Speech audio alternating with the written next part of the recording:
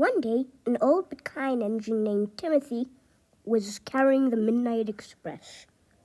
He was waiting for his passengers to get in the coaches. The guard blew his whistle, and Timothy set off. He was going at decent speed,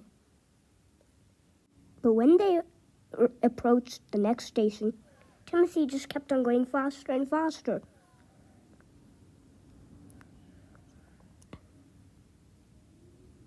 And he couldn't stop.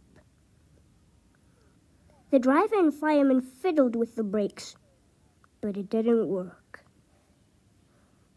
And then there was trouble. Up ahead was the viaduct, which hadn't been finished, and Timothy plunged right into the viaduct.